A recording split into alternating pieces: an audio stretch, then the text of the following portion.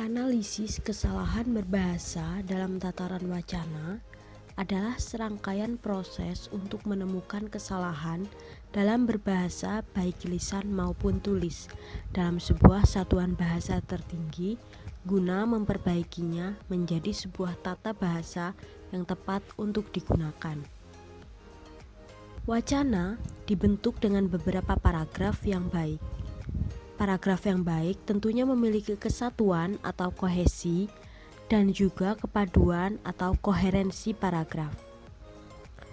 Kesatuan paragraf atau kohesi adalah semua kalimat yang dikemukakan dalam suatu paragraf yang memiliki gagasan tunggal dan juga bersama-sama menyatakan suatu hal atau suatu tema tertentu. Kohesi merupakan aspek bentuk yang mengacu kepada aspek formal bahasa, yakni bagaimana proposisi-proposisi berhubungan satu sama lainnya untuk membentuk suatu teks. Sedangkan koherensi adalah kesinambungan informasi dalam paragraf. Sesuai dengan pendapat Ahadiyah tahun 1996 bahwa paragraf yang koheren terdiri atas untaian kalimat yang saling terkait dan bukan kumpulan kalimat dari informasi yang terpisah. Adapun faktor-faktor penyebab terjadinya kesalahan berbahasa secara umum adalah sebagai berikut. Yang pertama yaitu terpengaruh oleh bahasa yang lebih dahulu dikuasainya. Yang kedua, kekurangpahaman pemakai bahasa terhadap pemakaian bahasa yang digunakannya. Yang ketiga, pengajaran bahasa yang kurang tepat. Jika dilihat dari faktor di atas, tentunya terdapat usaha yang dapat meminimalisir adanya kesalahan berbahasa baik lisan maupun tulisan. Caranya yaitu dengan menerapkan sebuah aktivitas analisis dalam setiap kegiatan menulis. Melalui adanya kegiatan menulis dan juga sekaligus menganalisis hasil tulisan tersebut, seseorang akan terbiasa untuk melakukan perbaikan terhadap kesalahan yang telah ia hasilkan. Hal tersebut akan meminimalisir adanya kesalahan berbahasa dalam tataran satuan bahasa.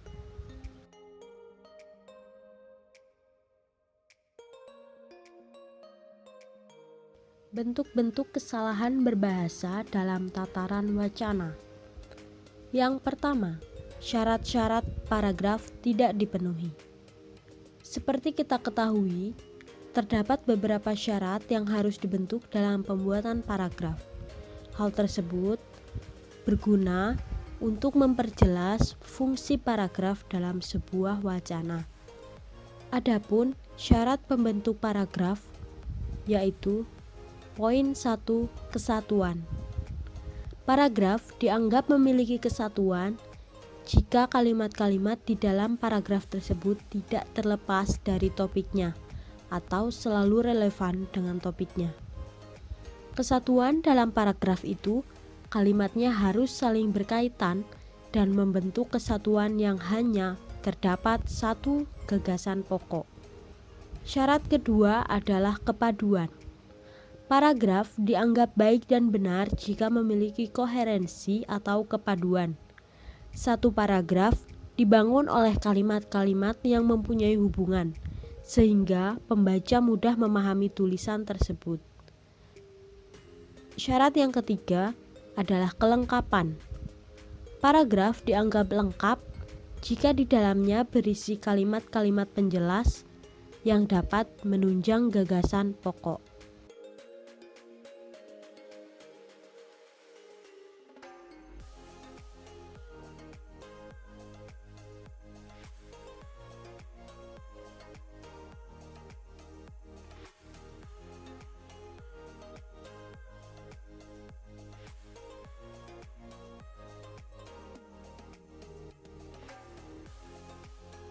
Bentuk kesalahan berbahasa yang kedua dapat dilihat dari struktur sebuah paragraf. Dalam sebuah paragraf harus memiliki struktur-struktur yang lengkap. Terdapat dua struktur, yang pertama kalimat utama dan yang kedua kalimat penjelas. Kalimat utama adalah kalimat yang menjadi topik pembahasan dari sebuah paragraf. Jadi kalimat utama ini sangat penting dalam sebuah paragraf dan mengandung satu ide pokok atau pokok pikiran. Dan yang kedua kalimat penjelas. Kalimat penjelas adalah kalimat yang memperjelas atau mendukung kalimat utama pada sebuah paragraf. Kalimat penjelas ini juga sangat penting karena dapat menjelaskan informasi secara detail dan terperinci mengenai topik utama atau kalimat utama. Kita perhatikan contoh berikut. Paragraf di contoh itu terdapat 6 kalimat. Berdasarkan paragraf itu merupakan paragraf yang mengalami kesalahan berbahasa karena paragraf tersebut tidak memiliki struktur paragraf yang jelas karena tidak terdapat kalimat utama dan kalimat penjelas yang jelas karena memuat dua informasi yang tidak saling berkaitan.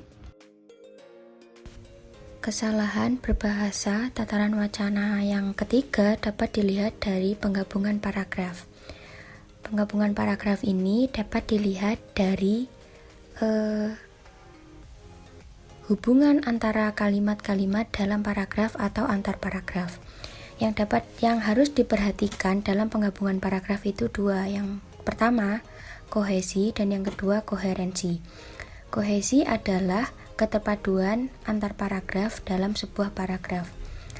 Dalam paragraf tersebut hanya terdapat satu gagasan tunggal yang menyatakan satu topik yang sama, sedangkan koherensi adalah kesinambungan atau kaitan dari isi kalimat dalam paragraf.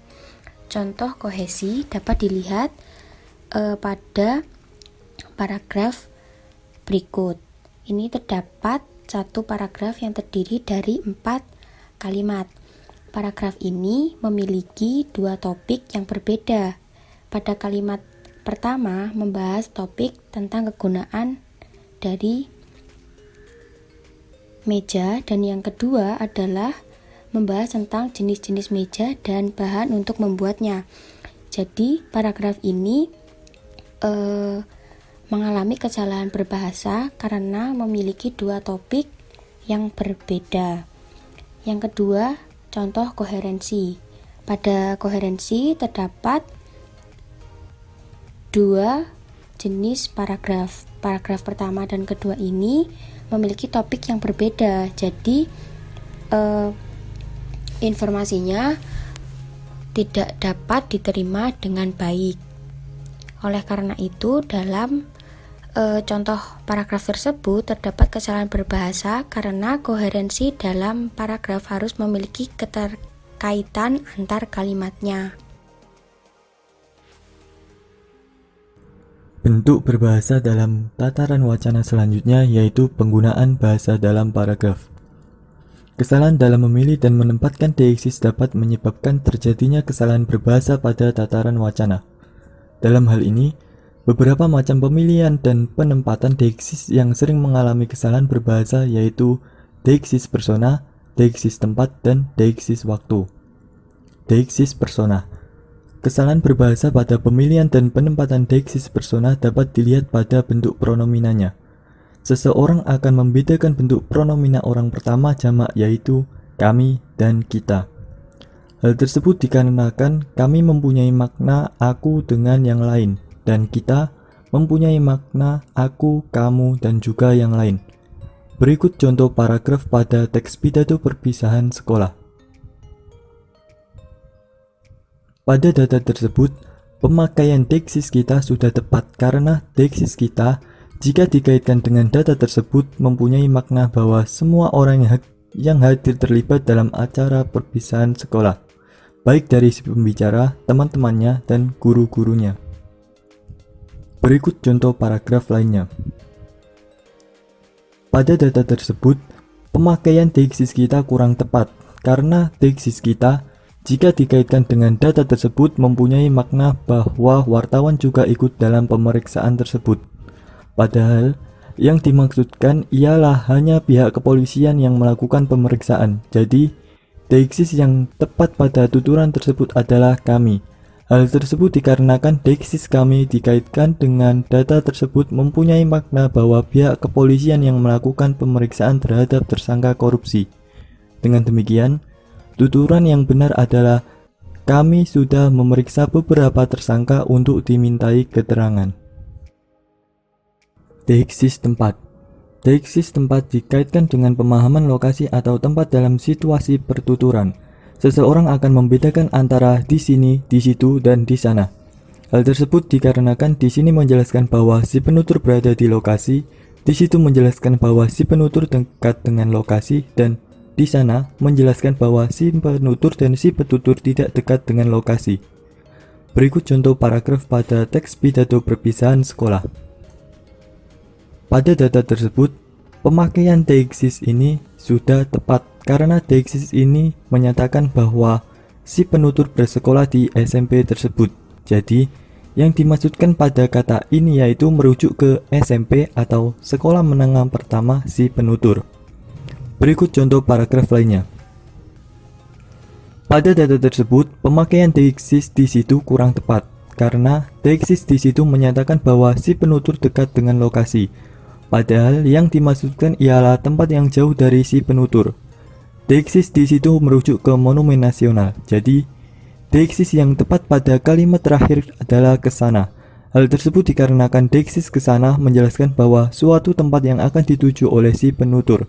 Dengan demikian, kalimat yang benar adalah alhasil saya bersama keluarga merencanakan liburan selanjutnya ke sana.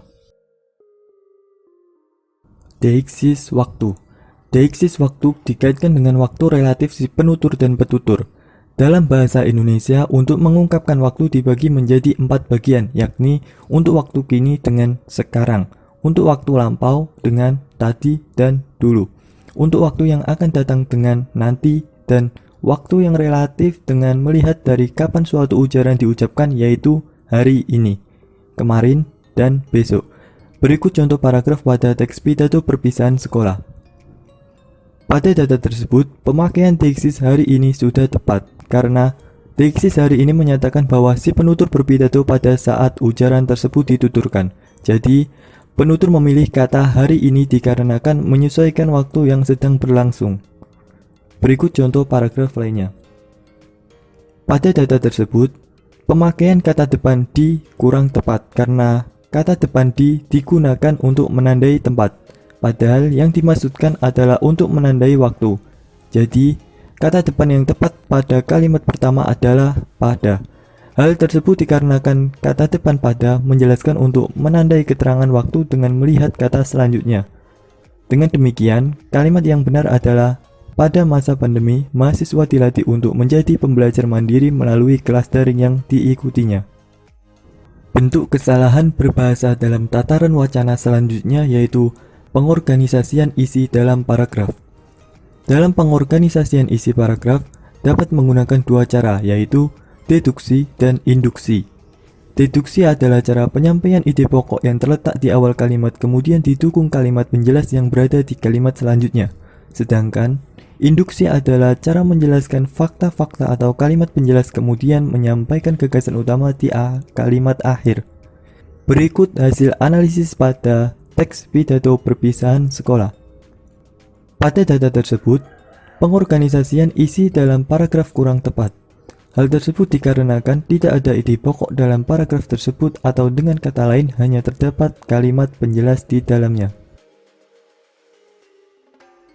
Untuk kesalahan berbahasa dalam tataran wacana yang selanjutnya adalah pemilihan topik paragraf yang tidak tepat. Kata topik secara etimologis berasal dari bahasa Yunani, yaitu topoi, yang memiliki arti tempat. Dalam hal ini, topik dapat diartikan menjadi sesuatu yang sudah ditentukan dan memiliki batas. Sedangkan kata topik secara terminologi memiliki arti sebagai pokok pikiran atau pokok masalah yang sedang dibahas. Topik dalam kegiatan tulis-menulis memiliki arti sebagai pokok pikiran yang menjadi batasan juga landasan dalam sebuah tulisan. Topik memiliki peranan atau fungsi dalam sebuah tulisan. Fungsi utamanya adalah sebagai landasan yang dapat digunakan oleh para penulis untuk menyampaikan pikiran, maksud, dan idenya dalam sebuah tulisan. Fungsi lain topik adalah sebagai pembatas dan penentu isi bahasan. Dengan menggunakan topik yang jelas, maka akan mempermudah atau memudahkan para penulis mengembangkan pikiran, maksud, dan idenya tanpa melewati batasan dari topik tersebut. Sehingga pembahasan pun lebih detail dan rinci di suatu topik tertentu. Topik juga memiliki peranan yang penting dalam penulisan paragraf maupun wacana. Karena dengan adanya pemilihan topik yang tepat untuk penulisan paragraf akan menjadikan paragraf tersebut memiliki kepaduan makna dengan paragraf-paragraf sebelumnya. Selain itu, pembaca akan lebih mudah memahami bacaan yang memiliki kepaduan antar paragrafnya. Maka dari itu, pemilihan topik yang benar dalam penulisan paragraf sangat-sangat penting perannya. Karena dampak dari pemilihan topik yang salah akan sangat fatal. Pemilihan topik yang tepat di setiap paragraf dalam sebuah wacana dapat membuat wacana tersebut akan memiliki kohesi dan koherensi. Materi tentang kohesi dan koherensi sudah dijelaskan lebih detail sebelum materi ini. Kohesi dan koherensi adalah syarat wacana yang ketiga. Kohesi merujuk pada pertautan bentuk, sedangkan koherensi merujuk pada pertautan makna. Wacana yang baik pada umumnya memiliki keduanya. Dengan adanya kohesi dan koherensi dalam sebuah wacana menjadikan wacana tersebut mudah dibaca dan dipahami. Dengan kata lain, kohesi dan koherensi menentukan tingkat keterbacaan dan keterpahaman sebuah wacana. Berikut adalah contoh dari paragraf yang akan dianalisis. Contohnya ada di teks pidato di paragraf 3. Kita lihat paragraf 3. Paragraf 3 di teks pidato tersebut berbunyi, "Sungguh berat rasanya berpisah dengan kalian semua, karena sudah 3 tahun bersama-sama. Tetapi cita-cita haruslah digapai, seperti yang dikatakan oleh pamanku. Pamanku adalah seorang polisi, dia sangat pemberani dan gagah. Karena itu aku bercita-cita menjadi seorang polisi yang hebat." Berikut analisisnya. Dalam paragraf tersebut terjadi kesalahan berbahasa. Kesalahan dalam paragraf tersebut adalah ketidaktepatan topik yang dipilih penulis untuk menjabarkan paragraf 3. Dalam teks pidato yang utuh tersebut membahas tentang perpisahan seorang siswa sekolah menengah pertama atau SMP dan ucapan terima kasihnya kepada guru maupun teman-temannya. Namun, menjadi tidak padu dan tidak memenuhi unsur kohesi dan koherensi ketika paragraf 3 membahas atau mengandung topik cita-cita dan membahas bagaimana pamannya menjadi seorang polisi. Kesalahan ini selain membuat teks wacana tidak padu, juga membuat pembaca atau pendengar sukar memahami maksud dari penulis atau pembicara. Berbahasa dalam tataran wacana yang selanjutnya atau yang ketujuh adalah ketidakcermatan dalam perujukan. Rujukan adalah salah satu materi dalam bahasa Indonesia yang mana kita harus mengerti tentang rujukan dan bagaimana cara penyusunan maupun penulisannya. Di dalam penyusunan dan penulisannya harus benar dan memperhatikan syarat-syarat ataupun ketentuannya. Rujukan memiliki pengertian sebagai sesuatu yang digunakan untuk memberi informasi atau penyokong atau memperkuat pernyataan dengan tegas. Terdapat 2 jenis rujukan, yaitu rujukan faktual dan non-faktual. Rujukan faktual terdiri atas kesaksian, statistik contoh, dan objek faktual. Sedangkan rujukan non-faktual dapat berwujud dalam bentuk bukti, nilai-nilai, dan atau kredibilitas. Rujukan dalam tataran wacana biasanya berfungsi sebagai catatan sumber-sumber yang menjadi bahan dalam membuat sebuah tulisan seperti karya ilmiah. Dalam menuliskan atau mencatat daftar rujukan yang menjadi sumber yang kita gunakan memiliki cara atau sistemnya sendiri. Sistem rujukan. Yang dimaksud sistem rujukan di sini adalah dalam konteks penulisan karya ilmiah, yaitu sebuah sistem yang digunakan sebagai referensi atau sumber dari seorang penulis untuk menyatakan sesuatu dalam karya tulisannya. Ada dua sistem pendokumentasian sumber bacaan yang sering digunakan sebagai dasar kutipan.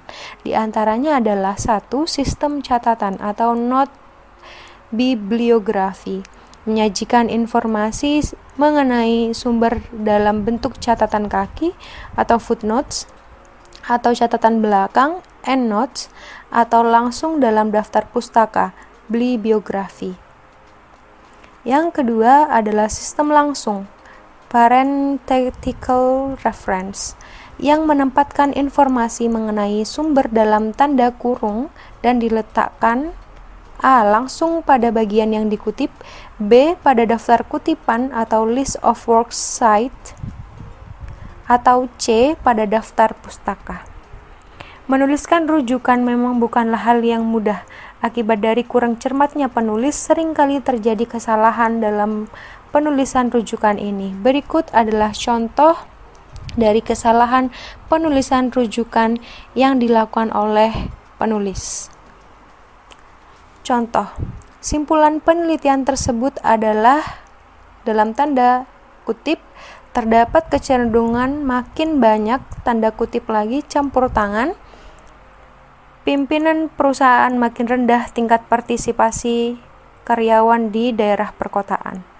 Berikut analisisnya. Rujukan tersebut adalah contoh rujukan yang tidak benar, karena jika terdapat tanda kutip dalam kutipan, digunakan tanda kutip tunggal. Kutipan yang benar adalah sebagai berikut. Simpulan penelitian tersebut adalah tanda kutip, terdapat kecenderungan makin banyak tanda kutip tunggal campur tangan, pimpinan perusahaan makin rendah tingkat partisipasi karyawan di daerah perkotaan. Pembahasan selanjutnya adalah kesalahan berbahasa pada penggunaan kalimat dalam paragraf yang tidak selesai. Biasanya kita sering menjumpai kalimat yang paragrafnya itu rancu dan tidak lengkap atau sulit dipahami. Salah satunya karena paragraf tersebut tidak memiliki kalimat penjelas. Apabila suatu paragraf tidak memiliki kalimat penjelas, maka gagasan pokoknya akan menjadi menggantung dan tidak lengkap. Paragraf yang lengkap adalah paragraf yang dikembangkan dari gagasan pokok tunggal. Dalam hal ini, suatu gagasan pokok dalam suatu paragraf akan bisa dipahami apabila pokok gagasannya ditunjang dengan kalimat penjelas. Suatu paragraf yang tidak didukung dengan detail-detail penjelas tidak termasuk paragraf yang lengkap. Begitu pula paragraf yang hanya menyebutkan detail-detailnya saja tanpa ide pokok, maka tidak bisa dikatakan sebagai paragraf yang lengkap. Oleh karena itu, ketika akan membuat suatu wacana, kita perlu menyusun terlebih dahulu gagasan pokoknya, kemudian perlu kita susun dan kembangkan gagasan pokok tersebut berupa kalimat penjelas. Kalimat topik yang berisi gagasan pokok dapat diletakkan di awal, tengah, ataupun akhir dari paragraf. Nah, selanjutnya bisa diikuti dengan kalimat-kalimat penjelasnya. Pengurutan gagasan dalam suatu paragraf ini bisa dilakukan dengan dua cara, yaitu secara alamiah dan secara logis. Menurut Keraf, urutan alamiah ini didasarkan atas kenyataan di alam, yaitu urutan logis didasarkan pada tanggapan penulis atas relasi antar gagasan dalam paragraf. Urutan alamiah dapat berupa urutan berdasarkan waktu atau kronologisnya dan bisa berdasarkan sudut pandang. Sedangkan urutan logis dapat berupa urutan klimaks antiklimaks, sebab akibat, umum khusus, khusus umum, pokok rincian, familiaritas, dan urutan keterimaan. Ini menurut Mahmud tahun 1976. Dalam membentuk kelengkapan paragraf disusun sesuai dengan topik bahasanya. Paragraf disusun berdasarkan pikiran pokok yang merupakan salah satu bagian dari keseluruhan paragraf. Pokok pikiran itu akan dituangkan dalam bentuk pernyataan paragraf. berupa kalimat topik. Nah, pikiran pokok yang dikembangkan dalam kalimat pokok baru merupakan dasar dari suatu paragraf. Paragraf yang tidak lengkap tentunya paragraf yang tidak memiliki informasi yang jelas dan lengkap. Oleh karena itu, dalam menyusun suatu wacana, kita harus menyusunnya berdasarkan informasi-informasi yang lengkap dan jelas. Hal ini digunakan untuk memperjelas isi dari gagasan pokoknya dan bisa digunakan untuk mengembangkan kalimat penjelasnya. Nah, cara untuk mengembangkan pikiran pokok ini ada beberapa hal. Yang pertama, bisa memperluas pikiran pokok dengan mengemukakan rangkaian detail yang spesifik atau dengan perincian yang konkret. Kemudian, bisa memberikan ilustrasi atau contoh-contoh.